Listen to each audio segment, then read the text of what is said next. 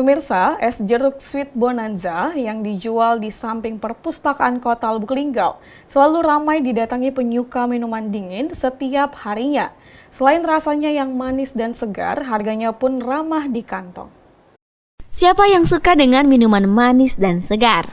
Semua kalangan sudah pasti menyukai minuman dingin yang manis dan segar serta kaya akan vitamin C ini, yang sudah pasti sangat baik untuk kesehatan tubuh manusia.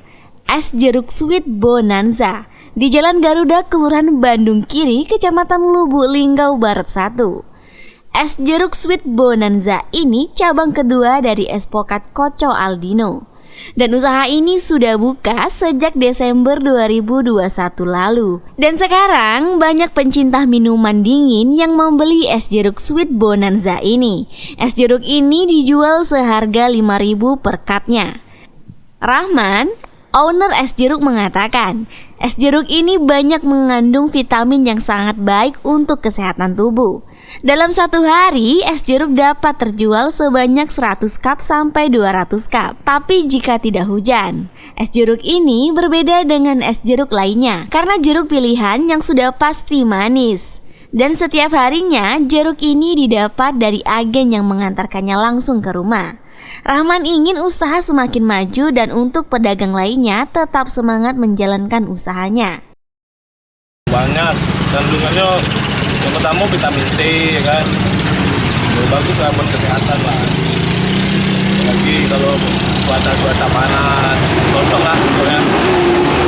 Untuk satu hari bisa kurang lebih 100 cup. Untuk cup kita jual 5.000. Unikannya kita dari, ya memang jeruk alami lah, jeruk yang segar lah, bukan jeruk yang kayak orang yang masam, ya kan. Jeruk manis lah. Nah, kita ada yang ngantar, biasa ada yang ngantar dari langganannya langsung. Kita udah ada langganan kan di pasar itu kan. Sehari bisa kurang lebih 10 kilo lah sehari. Kalau cuaca panas bisa sampai 20 kilo. Gantung cuaca juga, apalagi sekarang musim hujan ya.